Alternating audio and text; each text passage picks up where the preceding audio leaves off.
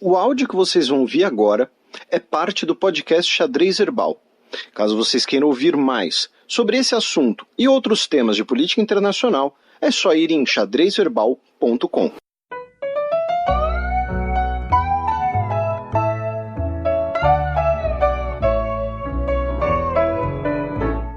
Check. Y el cafillo donde estaba cuando caíste en desgracia, el que siempre acompañaba tus momentos de viudez. Brasil assume presidência rotativa do Mercosul. A gente vai começar aqui pela cúpula do Mercosul, que foi essa semana, em Santa Fé, na Argentina, a 54ª cúpula do Mercosul. Depois a gente vai falar um pouquinho sobre o Brasil, depois a gente vai falar sobre a nossa região. Certo? Como o Matias já adiantou, o Brasil assume a presidência rotativa do Mercosul. A cúpula contou, além dos chefes de Estado dos 4 países integrantes, também com o Evo Morales, que a Bolívia está num processo de integração, com o Piñera, presidente do Chile, que é associado ao Mercosul. Embora o Mercosul, o Chile, pelo menos num curto, médio prazo, se tornará um membro completo do Mercosul. E aí, para quem quiser, para os nossos ouvintes que quiserem, os documentos do Mercosul já foram publicados, tá? Estão lá no site Mercosur, tá? Termina com u.int. Tá? INT. Então nós temos a ata das reuniões, temos a declaração dos Estados-partes da Bolívia por conta do Ano Internacional das Línguas Indígenas, temos a declaração sobre o fortalecimento da democracia no Mercosul, temos uma declaração sobre terrorismo e 25º aniversário do atentado à AMIA, que a gente vai até falar um pouquinho mais adiante, eu já citei no bloco do Oriente Médio quando eu falei do Líbano, temos uma declaração sobre a situação na Venezuela, e um comunicado conjunto sobre os Estados-partes e Estados associados. Lembrando que a Venezuela foi suspensa do bloco por conta da crise política. Isso, a Venezuela está num limbo bem bizarro, porque a Venezuela teoricamente é membro do Mercosul, mas ela está suspensa. E hoje a Bolívia tem um peso muito maior para a Venezuela, mesmo sem ser um membro pleno. Tá? Então, quem quiser ler, fique lá à vontade. Elas já estão, inclusive, disponíveis em português, tá bom? PTBR. E no caso da Bolívia, até porque é uma economia que tem crescido bastante nesta década, Ao contrário do resto do continente. Isso, nessa década a Bolívia, acho que se não me engano, é o país que mais cresceu na América do Sul. Na década ali que começou em 2011. E ainda não acabou. E a gente vai ter uma notícia sobre a Bolívia também. Nesse contexto, nós tivemos ali, pensando no planejamento, tivemos o anúncio a intenção de melhorar os laços econômicos com a Aliança do Pacífico, dizendo que dos países da Aliança do Pacífico a intenção é chegar num acordo de livre comércio. O grande empecilho para isso vai ser o México, porque o México, embora seja um parceiro muito importante, o México está no USMCA, então fica aquela coisa da triangulação, que a gente falou um pouco sobre isso nos 2 especiais sobre o acordo União Europeia-Mercosul. A segunda parte foi ao ar esta semana, tá? Com diversos convidados muito legais, tá? Então, repito aqui a divulgação. Sinceramente, modestamente, é uma coisa que você raramente vai ver gratuitamente nas internets, tá? Ficou bastante legal. E, além da questão da Aliança do Pacífico, também comentaram a intenção de fechar um acordo de livre comércio com a Associação Europeia de Comércio Livre. Quem são esses países, É Noruega, Suíça, Liechtenstein e Islândia. São os países que têm relações comerciais com a União Europeia já, porém não fazem parte da União Europeia. Tá? É uma associação que, inclusive, possivelmente o Reino Unido pode até querer entrar, não sei, mas entra também a questão da Commonwealth, e também negociando acordos com o Canadá. Tá? Foi anunciado um plano de revisão da tarifa externa comum, a taxa padrão para importação de produtos de fora do bloco. Tá? A ideia é cortar pela metade a tarifa de até 12 mil itens. E aí nós tivemos 2 notícias também interessantes nessa cúpula. Claro, falaram muito do acordo de livre comércio com a União Europeia, porém, repito, essa discussão, vocês têm 5 horas de material sobre isso nos especiais, tá? Então por isso que a gente não tá dando muita atenção. E aí, nós tivemos, né, os 2 anúncios interessantes. Um deles é a ideia do fim do roaming, tá, internacional entre os países do Mercosul. Tá? Essa regra valeria inclusive para ligações telefônicas e uso de dados, similar ao que ocorre na União Europeia. Ou seja, você tá aí, né, você nosso ouvinte, nos ouve no seu smartphone, e aí você vai lá, junta uma graninha e tal, e decide conhecer Montevidéu. Vai lá comer doce de leite e tal, e aí em vez de ficar dependendo do Wi-Fi, em vez de eventualmente pensar em vou comprar um outro chip, porque eu não posso ficar sem 3G, sem 4G para falar com a família, né? Tal, você vai poder usar o seu celular normalmente. Esperemos que isso vá para frente. A outra notícia, ela já tem uma coisa que é assim, a ideia de cooperação consular. A ideia do Mercosul fechar um acordo em que, vamos supor, eu vou pegar o exemplo do país, né, com menos representações do exterior desse bloco. Um cidadão paraguaio está numa cidade em que você tem um consulado brasileiro, tá? Ele não está na capital, ele não tem como ir na embaixada do Paraguai, ele está numa cidade que tem um consulado brasileiro. Por esse acordo de cooperação consular, qualquer cidadão de qualquer um dos países do bloco vai poder pedir proteção e assistência diplomática em uma representação de qualquer uma das nacionalidades, tá? A ideia é, né, aumentar o atendimento para casos emergenciais, tá? Como problemas com a polícia, desaparecimento, alguma questão ali de hospital, atendimento, repatriação, enfim, questões emergenciais. Não é tipo o cidadão paraguaio vai poder, sei lá, pedir renovação de passaporte no consulado brasileiro. Então, tendo em vista esse recorte do atendimento emergencial, é uma ótima iniciativa.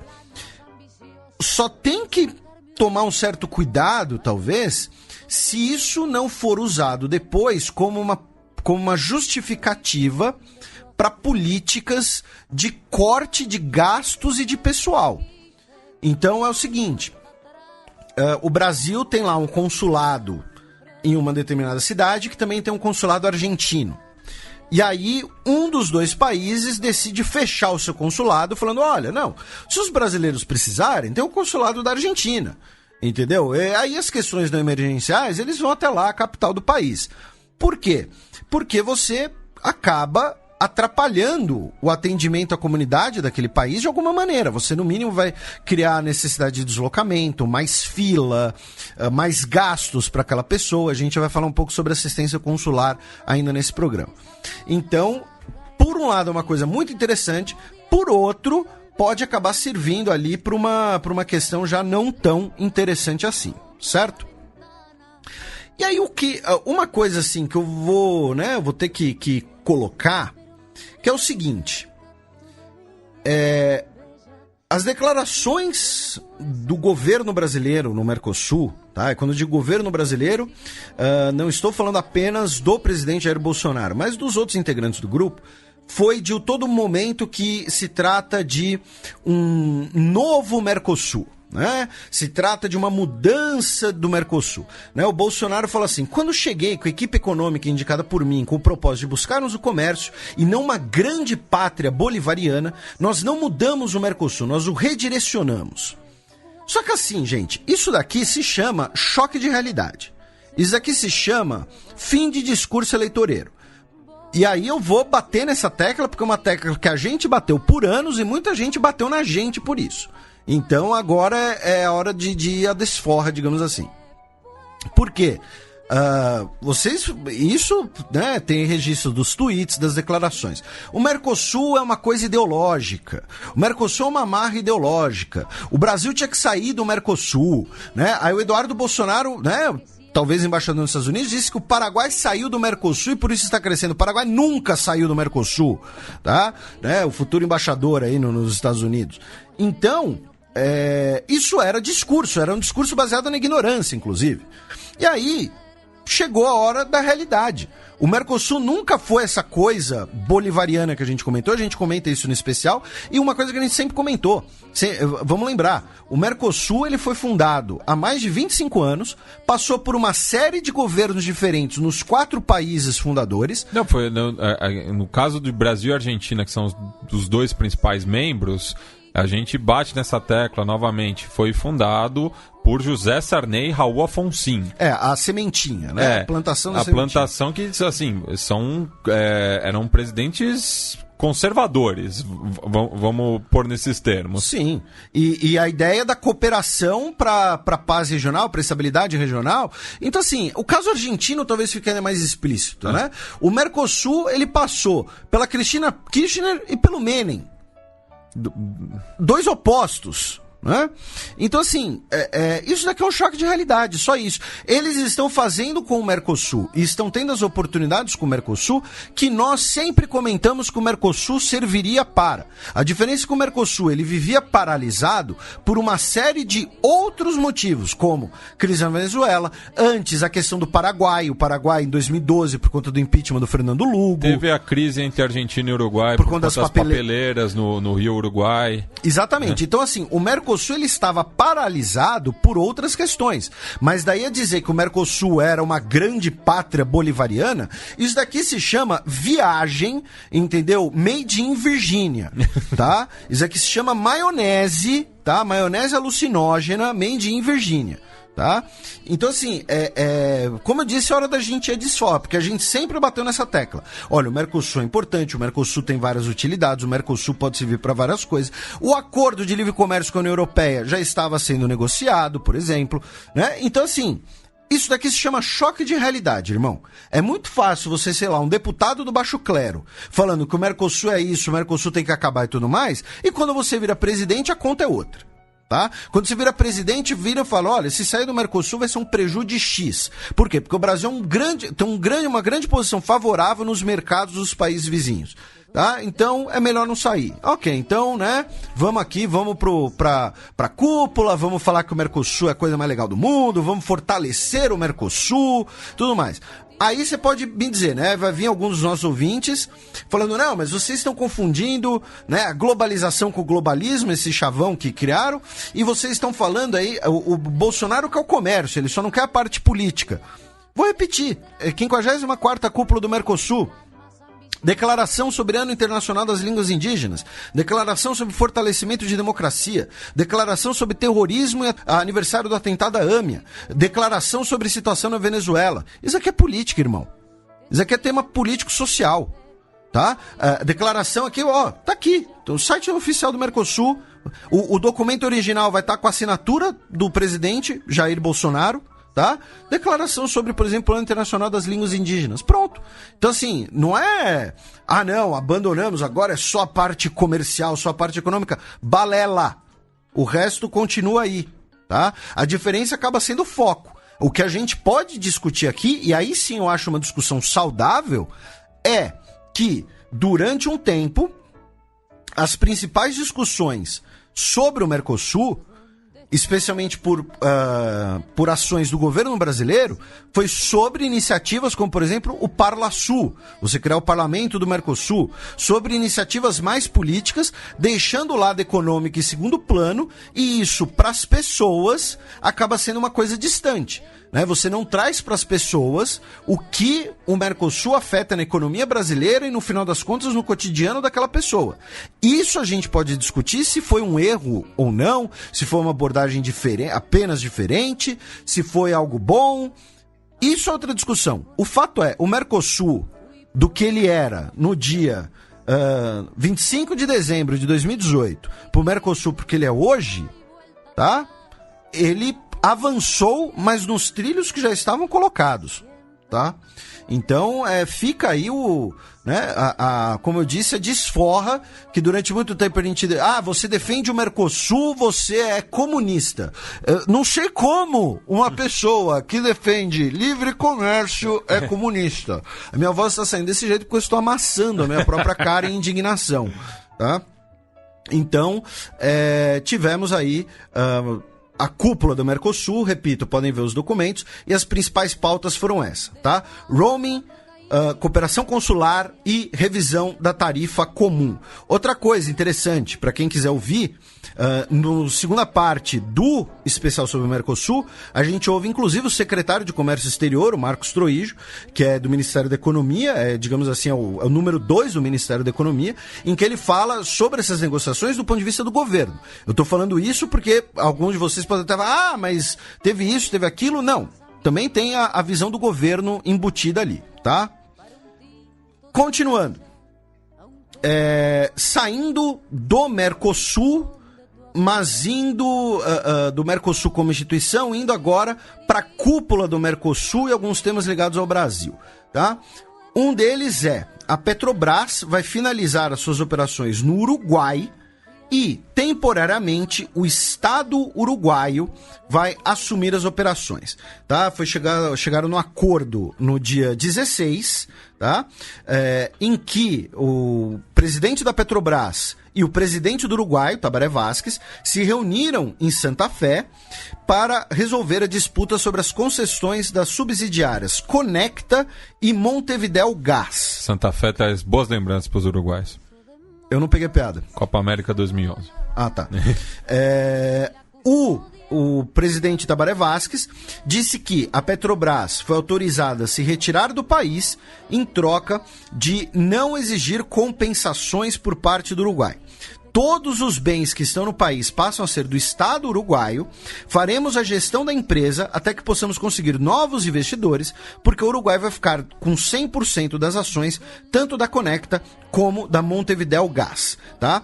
A Petrobras possui 100% da Montevidéu Gás, que distribui gás na capital, e 55% da Conecta, que distribui gás no interior. Os outros 45% são da ANCAP, que é a Agência Nacional de Gás do Uruguai, tá? A empresa estatal uruguaia, tá? Isso vai encerrar, inclusive, a greve de trabalhadores da Petrobras no Uruguai. Essa greve, inclusive, reivindicava a retirada da empresa do país e reintegração de trabalhadores que foram demitidos. E o governo disse que vai assegurar os postos de trabalho de todos os trabalhadores das duas empresas, certo? O encerramento será feito no dia 30 de setembro de 2019 e as partes adotarão as providências necessárias para pôr fim aos litígios pendentes sem pleitos adicionais de qualquer espécie. Tá? A Petrobras iniciou suas operações no Uruguai em 1994, tá? E segundo um documento de abril, a Petrobras tinha dito que pretendia deixar o país, dizendo que suas operações no Uruguai eram deficitárias, tá? Segundo o mesmo documento, a Petrobras investiu 112 milhões de dólares no Uruguai nos últimos 15 anos, tendo um prejuízo de 116 milhões de dólares no mesmo período, certo? A outra questão foi que nós tivemos um clima informal, mas às vezes não tão informal, né? Que foi trazido ao mundo, digamos assim, pela Rádio França Internacional, né? Que é uma emissora pública francesa, que fez uma matéria assinada pelo Márcio Rezende, chamada Bolsonaro deixa presidente sem reação com provocações e gafes em discurso da cúpula do Mercosul. E aí o que aconteceu? O presidente Maurício Macri, né, como ex-presidente rotativo do Mercosul, passou a palavra para o Bolsonaro, dizendo: é a vez agora do Jair Bolsonaro, querido amigo, falar, mas sem falar sobre o VAR, porque disso não quero falar. Ou seja, fez ali um comentário futebolístico. E eu não sei se esse comentário, né, serviu assim de sinal verde pro Jair, né, que aí passou um pouco do limite com o Pinheira. Isso, né? E aí nós tivemos 2 episódios com o Pinheira. Foi o seguinte, o Pinheira chegou atrasado. E aí ele, né, foi entrando ali de fininho, tal, né? E aí o Bolsonaro, bem-vindo, Pinheira! Ei, bem-vindo, Pinheira! Pinheira, bem-vindo! Né? Porque tava atrasado. Aí o Pinheira, né, ficou na dele, do tipo, para de entregar que eu cheguei agora só. E aí o Jair falou, não, mas pera aí, seu problema é com o Peru, não com o Brasil. E aí ele disse, na Copa América, quero deixar bem claro. Só que vamos lembrar, assim, pro Jair Bolsonaro foi uma piada futebolística /genital, mas Chile e Peru têm um histórico complicado, como a gente falou várias vezes recentemente. Né? Então ele fala, seu problema é com o Peru, tem um fundo de verdade sério. Né? Inclusive Chile e Peru estão com estão em lados opostos de um contencioso na Corte Internacional de Justiça sobre a fronteira marítima dos 2 países. Tá? E sem falar que tem sempre o duplo sentido, né? Isso. Que o presidente adora brincar com isso, né? Isso. Depois, aí a gente vai entrar numa outra questão, que é, ele disse que estava com saudade de encontrar o Evo Morales, tá? Morales já estava com saudade depois que o vi na minha posse no Brasil. Primeiro, né, choque de realidade, novamente, porque quando ele era deputado, o Morales era, né, o índio que roubou a Petrobras, as instalações da Petrobras, aquela lenda toda. E aí ele disse... E o Evo também, que é um dos mais pragmáticos chefes de Estado que eu conheço, assim, porque no mesmo mês, né, ele teve na posse do Bolsonaro e do Maduro. Isso. Salvo engano, foi o único, né? A estar nos 2? Muito provável. Da América do Sul foi o único. E aí, só que aí o que aconteceu? Ele emendou isso dizendo que não queremos na América do Sul uma pátria grande. Queremos que cada país seja autônomo, democrático e grande, como diz o Trump na sua América grande. Né? Lembrando que assim, se tem o Morales e o Trump também não são exatamente, né, do mesmo lado, e o termo pátria grande é um termo muitas vezes usado pelo Evo Morales, mas assim... As pessoas acham que pátria grande é a URSAL, né? A União das Repúblicas Socialistas. Não, eles falam pátria grande no sentido de solidariedade, especialmente dos povos indígenas. Sim. Né? Mas, enfim. Não, e daí é uma bandeira do Simão Bolívar também, assim, no sentido original. Não do bolivarianismo, né? Então, assim, aí outra... Aí essa foi engraçada, né? Que foi o seguinte... Eles foram tirar a foto oficial e tava todo mundo acenando com a mão direita, menos o Evo Morales, que estava acenando com a mão esquerda. Um dos motivos, talvez, né, que ele tenha colocado a mão esquerda, é porque ele estava lá na ponta esquerda, então a mão esquerda dele estava mais livre. E aí o Bolsonaro virou e falou, troca de mão aí e tal, né? E aí todo mundo deu uma risadinha ali, mas o Evo manteve a mão esquerda, tá? Outra coisa, vamos lembrar, foi a Bolívia que chutou o Battisti pra Itália. Pois é. Então, assim, né, corroborando um pouco o que você disse. Então, tivemos aí esses episódios aí de backstage, digamos assim. Aí a gente vai entrar na questão da dinastia, né?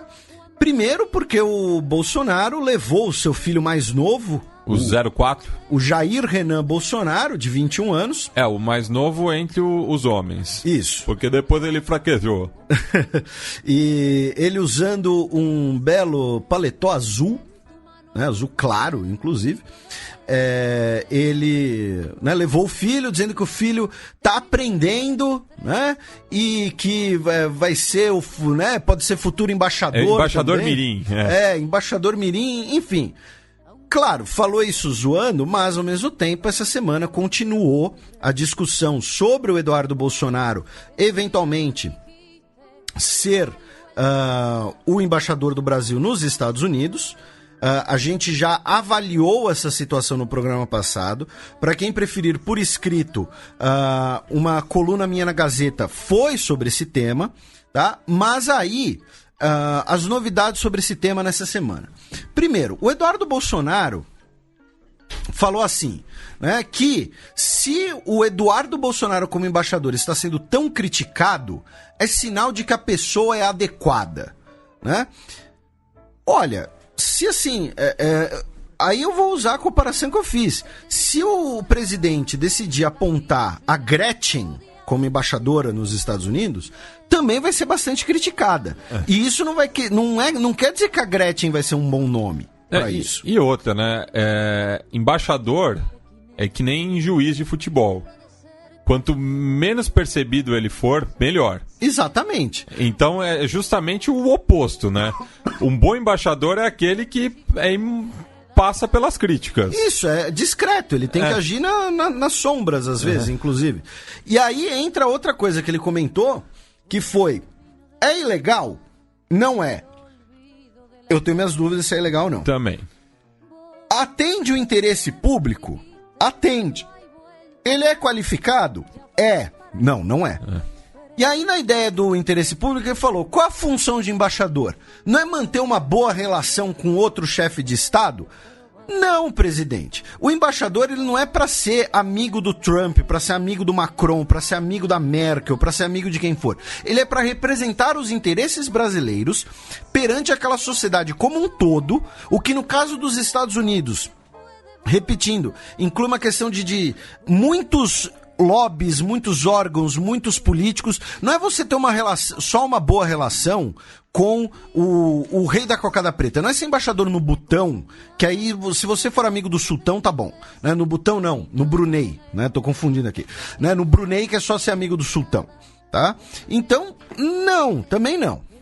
Aí, o porta-voz da Presidência da República, o general Otávio Rego Barros, disse que Itamaraty já teria pronta uma minuta do documento para consultar o governo dos Estados Unidos sobre o agreement, né, sobre a aceitação do Eduardo Bolsonaro como embaixador nos Estados Unidos. Aí, o Jair Bolsonaro disse que os embaixadores brasileiros nos Estados Unidos não fizeram nada de bom de 2003 para cá. Por que o ano de 2003? Nossa, por que será? Pois é, o ano de 2003 porque é o ano que o governo Lula começa. A questão é o seguinte, senhor presidente Bolsonaro. O mesmo embaixador de 2001 era o embaixador em 2003. Segundo, aqui eu tô falando sério, tá? Não que ele tenha obrigação disso, mas para ele vaticinar, né? Se vocês pegarem de 2003 para cá, o que os embaixadores nossos do Brasil nos Estados Unidos fizeram de bom para nós? Nada. Palavras dele. Para ele vaticinar isso, eu queria que alguém perguntasse para ele quais foram os embaixadores brasileiros nos Estados Unidos nesse período. Ele não teria a obrigação de saber de cor, mas para fazer essa avaliação, então ele tem que saber, tá? Então, assim, ou seja, a clivagem ideológica dele fica muito clara na periodização, de 2003 para cá. Sendo que... era, assim, em 2003, ele era da base aliada. Isso. Ele era do PP. Isso. Que formava o governo. E outra coisa, a gente já comentou, o período Lula-Bush filho foi um período de ótimas relações Brasil e Estados Unidos. E essa relação azedou quando foi revelado que os Estados Unidos estavam espionando o Brasil. Ele queria o quê? Já no governo Dilma. Isso, ele queria o quê? Que a Dilma aceitasse ser espionada numa boa. Que o governo aceitasse ser espionado numa boa. Que patriotismo é esse? Aí, ele depois, né, na sua live no Facebook, está fazendo, né, colocou ali que estão pressionando o meu filho, né? Por que essa pressão em cima de um filho meu? Né? Estão pressionando porque ele é meu filho. Claro, ele está sendo designado só porque ele é seu filho. Porque a pergunta é, se o Eduardo Bolsonaro não fosse filho do presidente da República, ele seria cogitado para esse cargo? Essa é a pergunta que eu quero que nossos ouvintes se façam.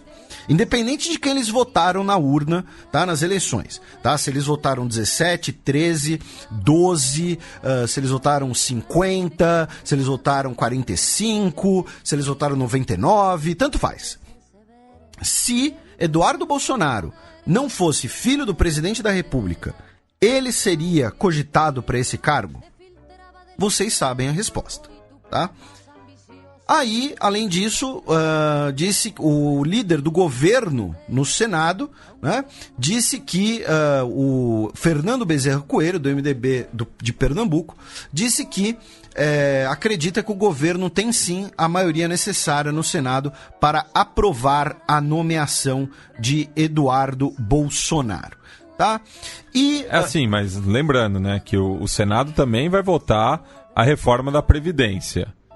Desastradamente, o Bolsonaro pode comprometer essa votação no Senado. Teve um... Eu não sei que comentarista que foi que usou esse termo, talvez tenha sido o Reinaldo Azevedo, que disse que o Alcolumbre, temos que ver qual vai ser o pedágio cobrado pelo Alcolumbre para colocar esse tema, né, na pauta. Porque vamos lembrar outra coisa, a fila de sabatina tá em 2 meses para a sabatina de embaixador.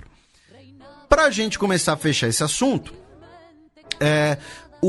a Casa Branca negou qualquer hipótese do Eric Trump assumir o cargo no Brasil, tá? Ser embaixador dos Estados Unidos em Brasília, né? Ou seja, isso daí provavelmente foi inventado, foi caô. O Matteo Salvini celebrou a indicação do meu caro amigo Eduardo Bolsonaro aos Estados Unidos, né? E quem criticou esse apontamento foi, curiosamente, Olavo de Carvalho.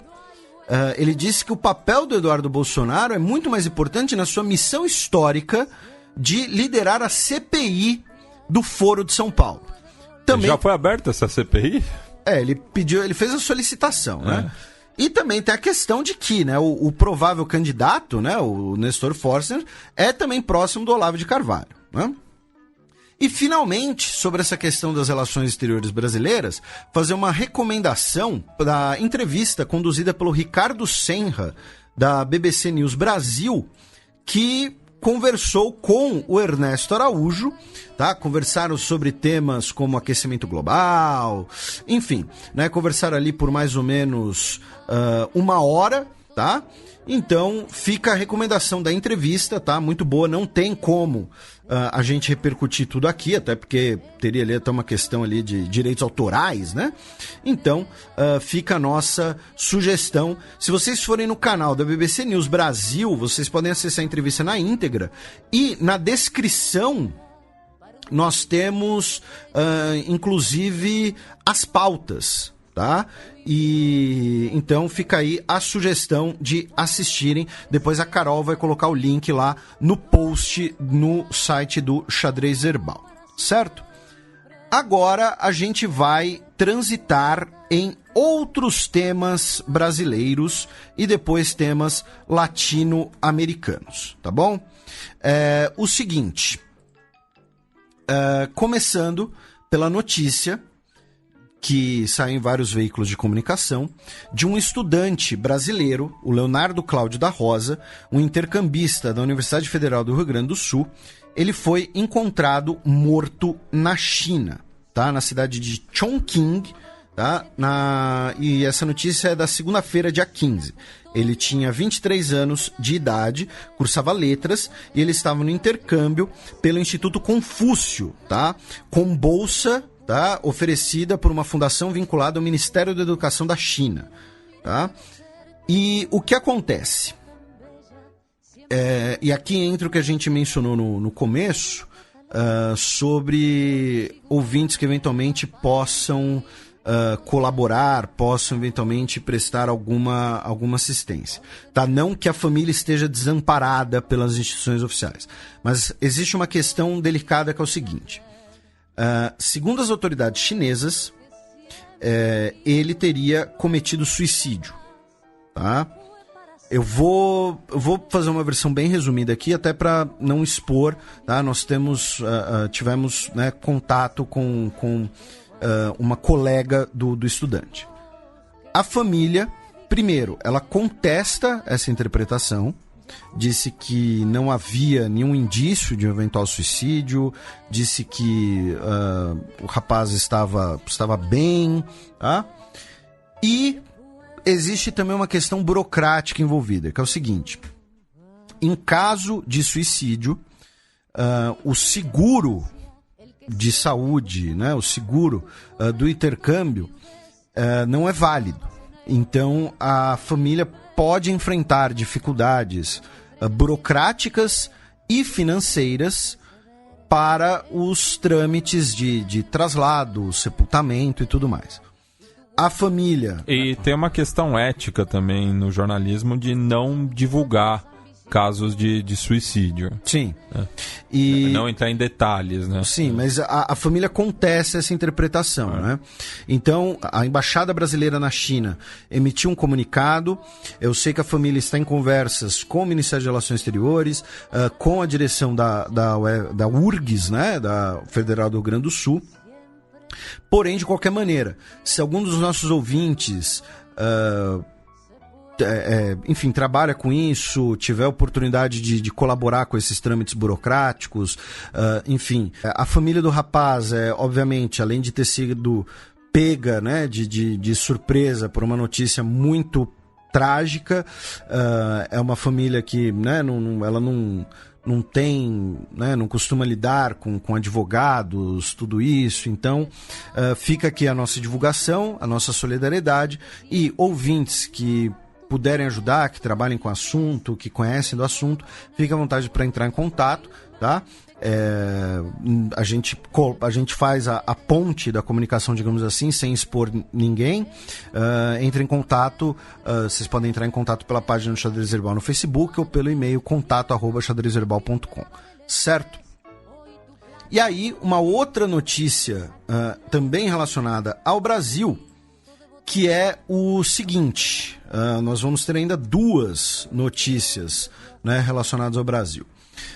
Uma delas é a de que nós temos navios iranianos parados no porto de Paranaguá por conta de um impasse devido a possíveis sanções dos Estados Unidos. Tá? O furo dessa matéria foi da revista Portos e Navios. Ela recentemente repercutiu em outros veículos de comunicação, tá? Como, por exemplo, o jornal O Globo. E nós tivemos, com a cooperação, né, a ajuda do nosso ouvinte e jornalista Vitor Pugi, do Intercept, nós tivemos acesso, tá, à decisão judicial sobre esse processo, tá, sobre esse imbróglio, tá, que é o seguinte: nós temos o navio Termé e o navio Bavand, ambos estão no porto de Paranaguá, um com uma carga de cerca de 48 mil toneladas de milho, o outro com uma carga de cerca de 60 mil toneladas de milho. O valor total das cargas supera os 100 milhões de dólares, tá? É milho brasileiro sendo vendido ao Irã, porém, eles estão parados, precisando ser abastecidos para poder fazer a viagem de volta. A Transpetro, né, que é da Petrobras, né, a Petrobras Transporte, alega que não vai fornecer o combustível, pois os navios estão inseridos na lista SDN, a Specially Designated Nationals and Blocked Persons List, tá? Uma lista da UFAC, que é como, né, a organização que gere as sanções dos Estados Unidos como navios sob sanções. Tá? Esses navios nomeados, tá? A empresa que controla esses navios, estão na lista de sanções dos Estados Unidos. Então, o nome da empresa é Sapid Shipping Company Limited. Tá? Então, a Transpetro alega que ela não vai fornecer o combustível porque ela pode então se tornar alvo também de sanções por parte dos Estados Unidos. Ela coloca como agravante o fato de que os navios chegaram ao Brasil carregados de ureia, tá? Um produto químico que é sujeito a sanções também. Então, isso torna a viagem dos navios ainda mais delicada, mais suscetível a sanções. Eles estão parados no porto desde o dia 9 de junho. O MV Bavand, ele já está carregado, tá? Ele já está pronto para voltar ao Irã. E o MV Termé, ele aguarda para seguir para o porto de Imbituba e terminar o seu carregamento. Outra coisa que a Petrobras alega, a Transpetro, né, é dizer que existem outras empresas capazes de atender a demanda por combustível. O que acontece, né? Quais são ali os agravantes? Primeiro, a Transpetro, ela tem um virtual monopólio, tá? Desse tipo de combustível. Segundo, os navios estão parados há mais de um mês no porto, tá? Você visualize, né? Se você fosse um marinheiro parado há mais de um mês dentro de um navio, você não pode desembarcar, porque, enfim, não faz parte do manifesto, e você não pode voltar para o seu país porque você está sem combustível. A Associação Nacional dos Exportadores de Cereais disse que os navios continuam exportando normalmente e que qualquer sanção em comida está fora, alimento está fora de qualquer processo de sanção.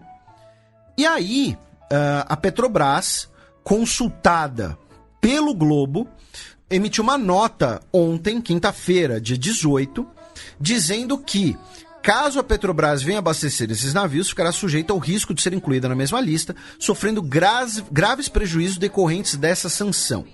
Tá? Como eu disse, nós tivemos acesso aqui ao agravo de instrumento, tá? Da 2ª Vara Civil da Comarca de Paranaguá, assinado pelo desembargador Fernando Paulino da Silva Wolff Filho, que determina que, primeiro, a Transpetro, né? Segundo, né, a Constituição Federal, a União tem monopólio sobre as atividades relacionadas à exploração de petróleo, gás natural e outros hidrocarbonetos, dentre os quais o transporte marítimo por meio de conduto de petróleo bruto. Tá? Por meio de uma emenda constitucional de 95, a exploração até então exclusiva da União, por intermédio do Petrobras, passou a ser autorizada a outras empresas públicas e privadas. E a mesma lei coloca que essas empresas e a Transpetro, tá? Que é uma subsidiária com atribuições específicas de operar e construir, devem agir a partir da segurança nacional e do relevante interesse coletivo. E esse relevante interesse coletivo é expresso na função social, que por sua vez leva ao alcance do bem-estar econômico e acesso de consumidores aos produtos e serviços de empresa pública ou da sociedade de economia mista. Então ele basicamente está dizendo que, em nome dos interesses econômicos, tá, do valor da carga, a Transpetro teria a obrigação de fornecer o combustível. Segundo, ele coloca que o principal órgão judiciário das Nações Unidas, a Corte Internacional de Justiça, em outubro de 2018, decidiu que as sanções norte-americanas, ele abre aspas, o desembargador, não podem prejudicar a exportação para o território do Irã de bens necessários para necessidades humanitárias, como medicamentos, dispositivos médicos e alimentos e produtos agrícolas, que no documento estão grifados, bem como bens e serviços necessários para a segurança da aviação civil. Tá? Então, ele coloca que as vultosas cifras envolvidas na exportação dos insumos evidenciam a importância da atividade econômica desenvolvida e, além disso, que sanções não podem afetar alimentos. Aí ele também coloca a questão humanitária. Diante do exposto e dos graves prejuízos decorrentes ao não fornecimento do combustível, as embarcações, notadamente os riscos à integridade dos próprios navios e seus tripulantes e a possibilidade de perecimento dos gêneros agrícolas, ele determina que a Transpetro teria que fornecer o combustível IFO 380 em quantidade suficiente para que os navios possam retornar ao seu país de origem, concluindo a exportação da carga de milho num prazo de 72 horas, sob pena de multa diária de R$50 mil, limitada a incidência de 10 dias, ou seja, R$500 mil, caso não cumprida. E, caso não cumpra, deverá juízo adotar outras providências que reputar pertinentes, dentre as quais busca e apreensão de combustível. Tá? Comunique-se com urgência ao juiz da causa, que deverá ordenar incontinente a expedição de mandado de intimação que agrava ser cumprido em regime de plantão. Tá? após, inclua-se em pauta para julgamento, intime-se, tá? Então, assim, o desembargador declarou que o navio tem que receber o combustível. Basicamente, por quê? Né? Pelo interesse nacional. E aqui eu estou resumindo bem, tá? Ele coloca ali uma série de argumentos, coloca que 1/5 do milho exportado pelo Brasil tem como destino o Irã, estão presentes requisitos autorizadores de tutela de urgência, tá? Riscos relatados pelos comandantes da embarcação, perecimento da carga, enfim.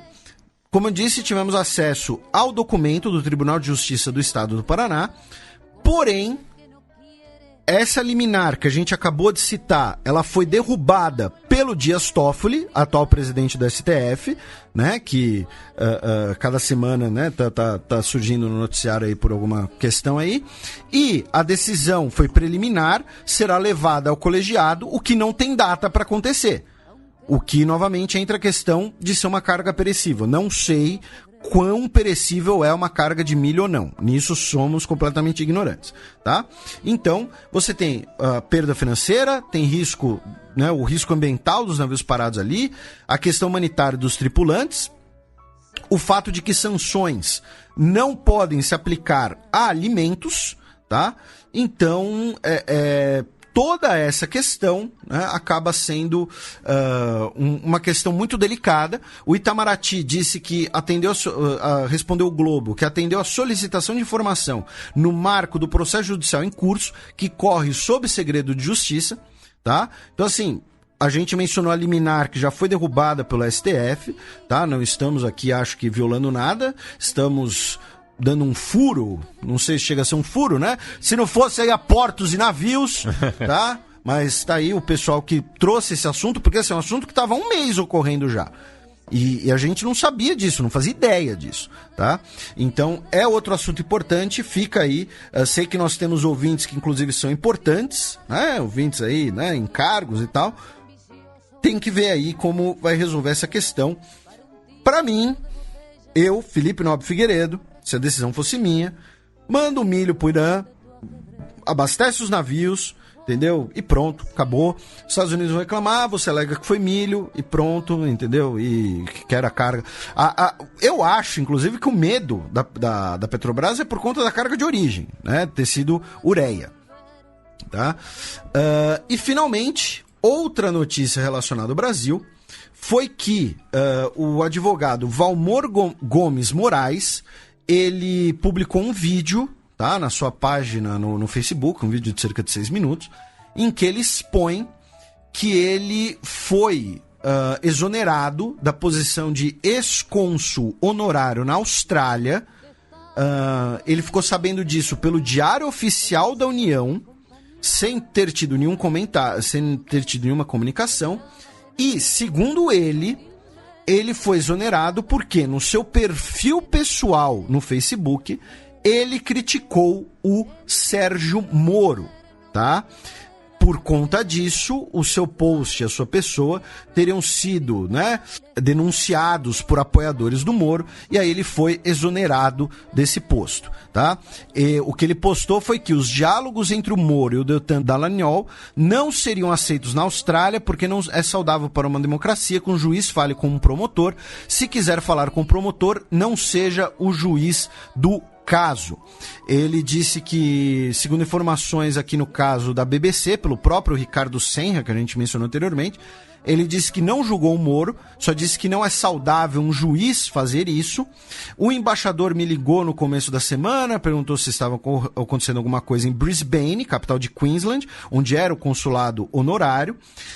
Ele disse que... Ele me perguntou se havia alguma movimentação estranha. Ele disse que apagou o post, inclusive. E aí, ele disse que uma amiga ligou e que viu no Diário Oficial anunciando a exoneração dele. Tá? Segundo a matéria da BBC, a reportagem procurou o Consulado-Geral do Brasil em Sydney. Por telefone, a representação consular afirmou que não localizou o embaixador Sérgio Bath para comentar o caso. Também entrou em contato com o Ministério de Relações Exteriores, que se limitou a dizer que não comentará as declarações do senhor Valmor Gomes Moraes. A BBC News havia perguntado qual era a posição sobre o caso, se confirmava a razão da exoneração e quais são as normas da casa para o comportamento de representantes em redes sociais, tá? E, segundo o próprio post, né, do Moraes, esse tipo, né, de cargo, ele é ocupado por pessoas que não são diplomatas ou servidores, né? São normalmente voluntários, ou algumas vezes como uma homenagem, né? Ele disse que não era remunerado, tá, para isso, e aí ele listou, né, ele foi nomeado para o cargo em 8 de julho de 2016, e aí ele listou que, nesse período, ele lista os diversos tipos de atendimentos que foram realizados, que dá alguns milhares de atendimentos. Além disso, visitas em hospitais, prisões, auxiliares de famílias. Foram atendidas 1.827 pessoas que deveriam obrigatoriamente ir a Sydney para realizar tal serviço consular. Que se você fizer um cálculo mínimo de ida e volta para Sydney, o seu serviço voluntário trouxe um benefício para a comunidade brasileira nesses 3 anos de cerca de 450 mil dólares australianos, o que significaria cerca de 1.200.000 reais. Além disso, o tempo de respostas de mensagens, telefonemas e consultas, usando um valor médio de horas trabalhadas, poderia superar os 50 mil reais anuais, tá?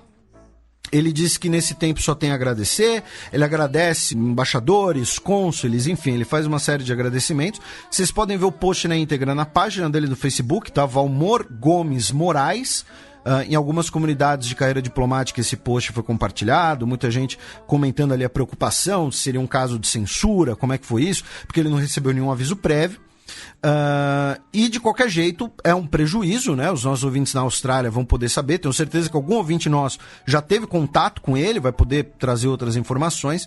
Então fica aí essa questão também um pouco mais preocupante, né? Que se ele teria sido exonerado do cargo que ele desempenhava de forma voluntária por ter criticado as conversas criticáveis, né, justamente que foram reveladas entre o Sérgio Moro e o Dallagnol. Se você, né, a discussão se foi hacker, sobre invasão de privacidade, sobre outras, isso é outra coisa, tá? Inventado não foi porque ninguém ia inventar uma conversa com o Faustão. Desculpa.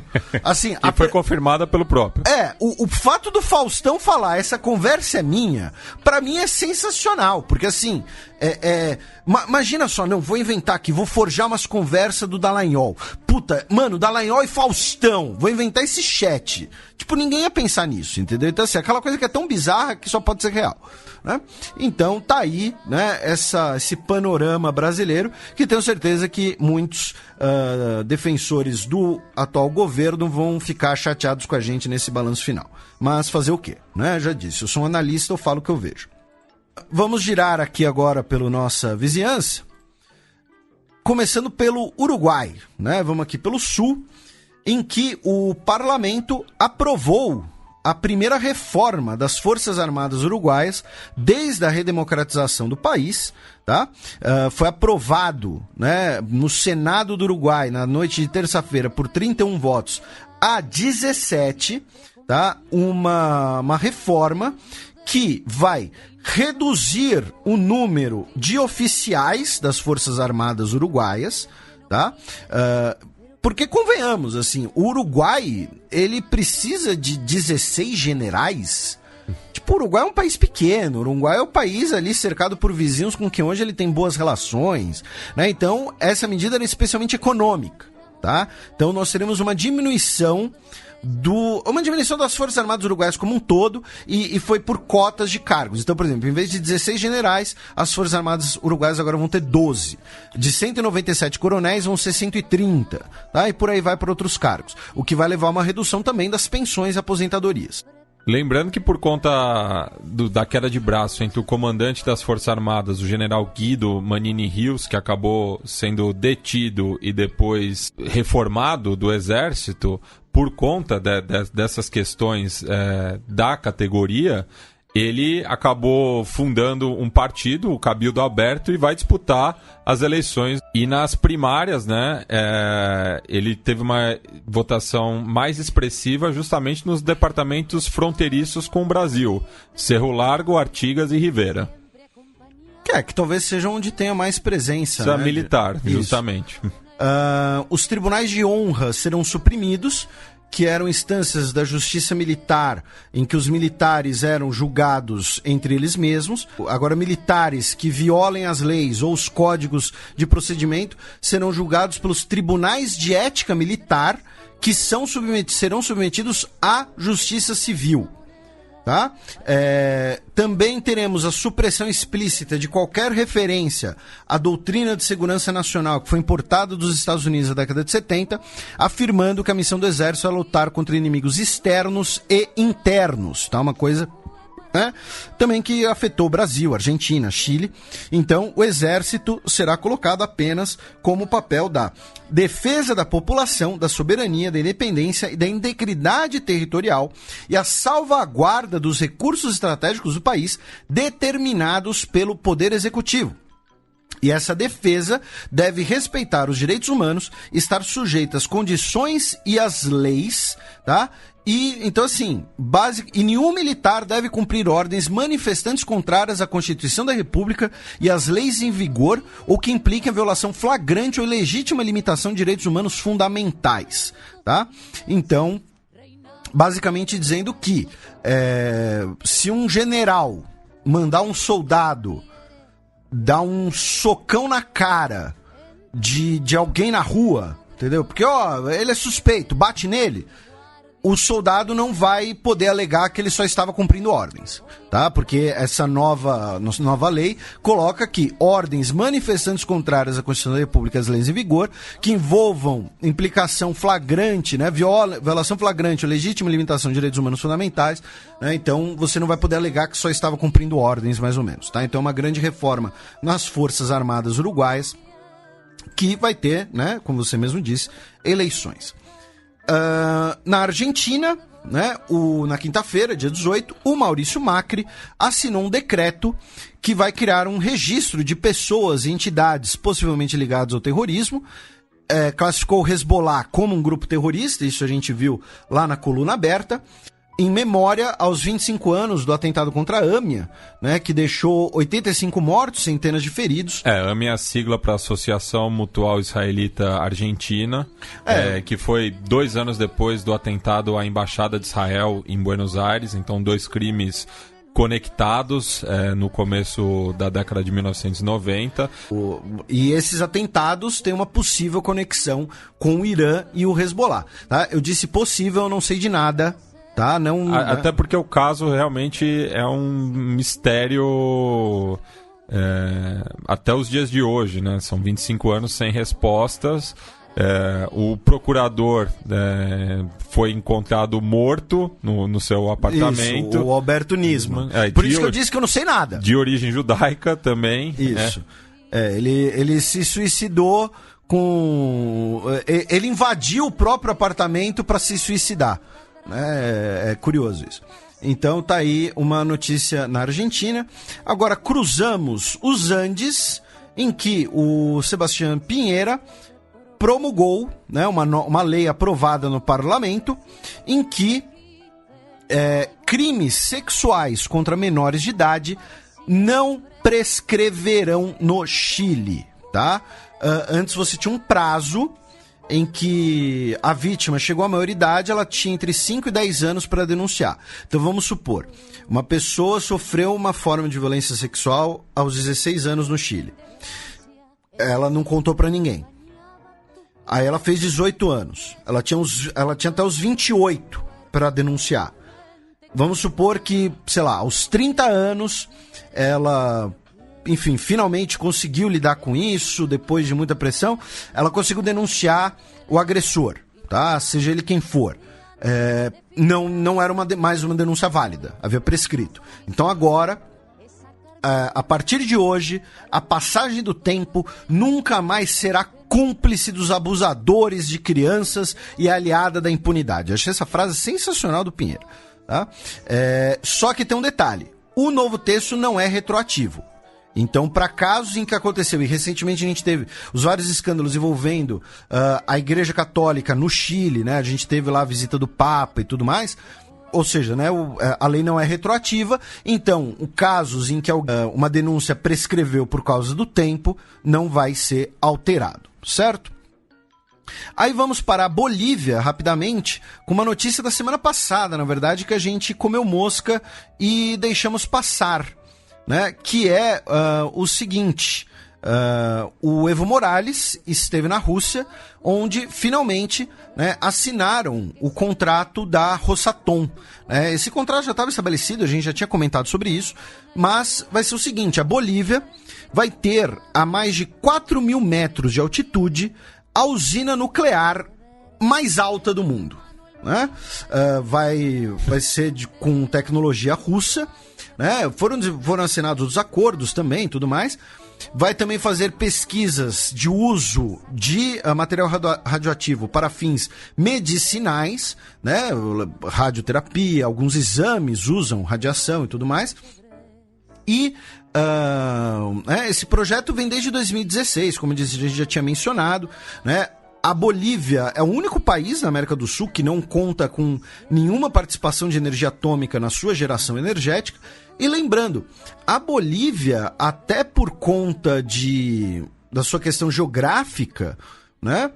Ela não tem muitas alternativas de uso energético. E com o crescimento econômico, você tem uma alta da demanda por energia. O que eu quero dizer com questão geográfica? O Brasil, né, você consegue... Assim, dependendo da época do ano, você consegue colocar uma hidrelétrica aqui na Augusta, né? Quando chove muito, né? Quando a água desce lá da Paulista e pronto.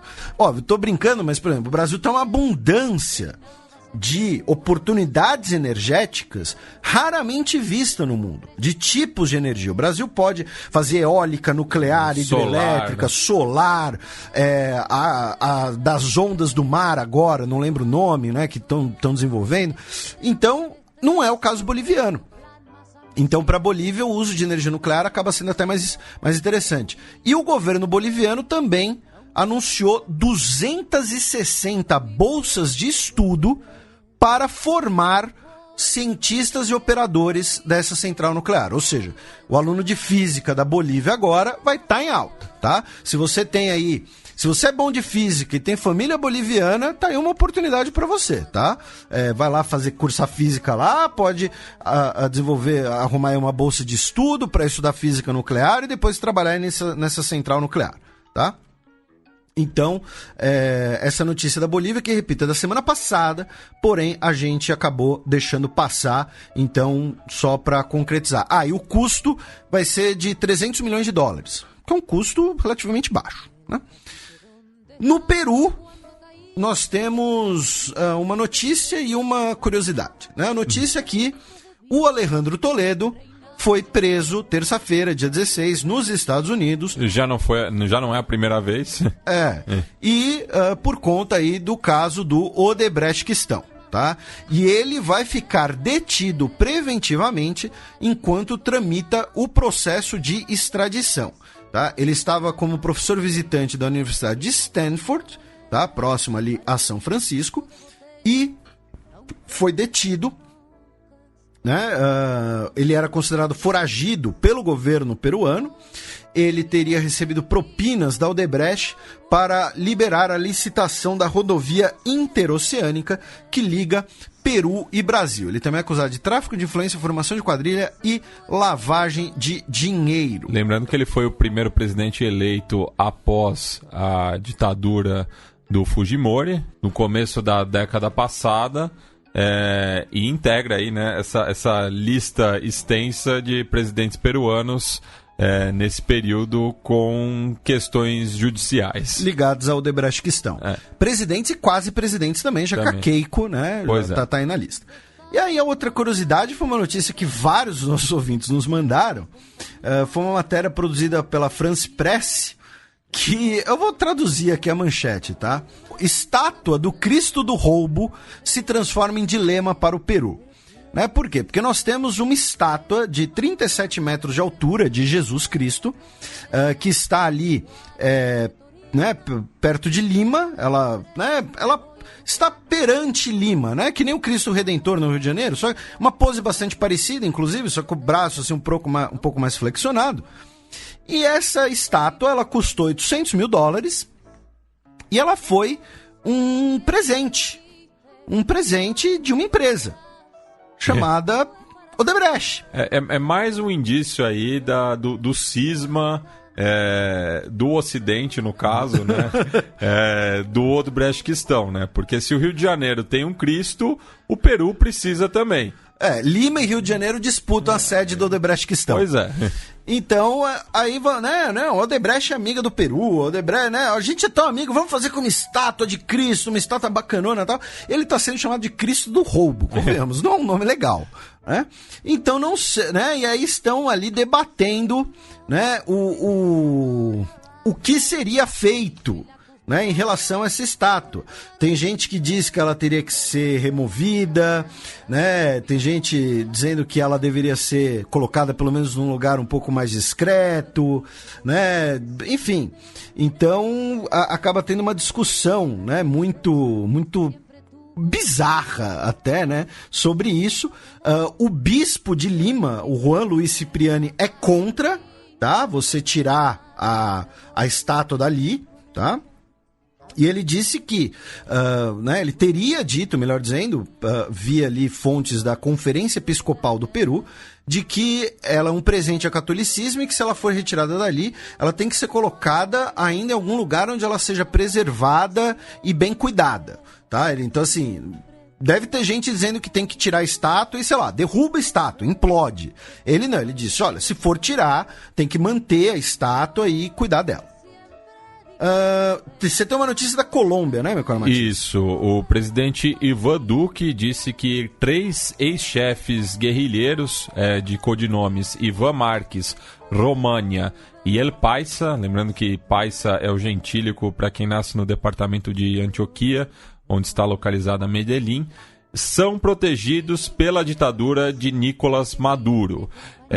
Ao mesmo tempo, ele se esquivou em relação ao paradeiro do Jesus Sanlich, que a gente está repercutindo, né? Mas disse que também pode estar no país vizinho. Aí subimos, né? Continuamos ao norte, ao México. Na verdade, uma notícia nos Estados Unidos, mas que é relacionada ao México, que o El Chapo, ele foi condenado nessa quarta-feira, dia 17, à prisão perpétua e uma indenização de $12,6 bilhões. Tá? Segundo a estimativa da promotoria, é o quanto ele obteve, o quanto o cartel de Sinaloa obteve por vender drogas nos Estados Unidos. Tá? Lembrando, ele já tinha sido condenado em fevereiro. Aí agora ele foi condenado de novo sob outras acusações. O juiz do caso disse que ele foi um mau esmagador, que nada vai apagar suas ações e ele só vai poder pedir condicional daqui a 30 anos. Ou seja, ele só vai poder pedir uma libertação condicional da sua prisão perpétua quando ele estiver com 92 anos de idade, tá? Claro, isso se ele não fugir antes, até porque ele tem pelo menos 2 fugas de cinema no currículo. Isso, né? E nas bolsas de apostas já tá correndo o ano que ele vai conseguir fugir. Não, já deve ter filme sobre ele, mas um dia vai ter um filme, uma grande produção sobre ele. Sim, não, já tem, assim, séries baseadas no El Chapo, ou mesmo chamadas El Chapo, já tem um monte. Teve aquele lá sobre o Champagne, o El Chapo, né? Que o Champagne disse que ele não sabia que ele ia entrevistar, ele só foi porque, tipo... me contrataram, pagaram o cachê e fui entrevistar o cara. Ele é o Pablo Escobar do século XXI. É praticamente isso mesmo. Assim, o impacto cultural, né? E como a gente já comentou aqui, tem regiões do México que são totalmente dependentes dos cartéis, especialmente do cartel de Sinaloa. E, nesse sentido, o López Obrador, presidente do México, disse que ele vai combater a violência, a violência gerada pelas drogas. Ele quer criar uma sociedade menos obcecada com a riqueza material, porém, uma prisão perpétua dentro de uma cela é algo desumano. Ou seja, ele criticou a violência do cartel e tudo mais. O que ele criticou não foi o fato do El Chapo ser preso, necessariamente. Ele criticou, né, a ideia ali da prisão perpétua. Mas é claro que essa declaração acabou pegando mal, inclusive, né, porque assim, ele escolheu um momento ruim, para dizer o mínimo, para protestar contra a ideia da prisão perpétua, né? Então, enfim... E o próprio AMLO que surge, né, como um candidato anti-narco-estado, né? Sim. E detalhe, que recentemente o governo mexicano anunciou que vai fazer um grande leilão de objetos confiscados de traficantes, dos cartéis, alguns até talvez do El Chapo, né, incluindo aí uma Lamborghini, tá? Então quem quiser comprar uma Lamborghini baratinho... Tá? Eu só faria uma limpeza assim profunda no carro, tá? Antes de usar. Vai saber os resíduos que tem lá. Limpeza espiritual também, né? Também. Fazer uma sessão de descarrego. Dependendo da sua crença, porque assim, que pode ter, sei lá, que vai, né? Desamarrar. Pode ter uma mancha de sangue no porta-mala, sei lá. Né? Não sei nem se Lamborghini tem porta-mala, mas tudo bem. E aí, finalmente, meu caro Matias, por uma decisão sua, inclusive, nós vamos a Porto Rico. Né? Sim. Porque eu te perguntei, a gente coloca Porto Rico na América Latina ou não? Sim. Né? Porque Porto Rico... Mas Porto Rico é território dos Estados Unidos. Mas sim, culturalmente é latino-americano. O que aconteceu? O Ricardo Rosseló, o governador de Porto Rico, 40 anos de idade, ele fazia parte de um grupo com outros 12 amigos no Telegram, tá? E algum dos 12 caguetou, tá? Ou então deixou logado ali deixou logado lá na Lan House, no aeroporto.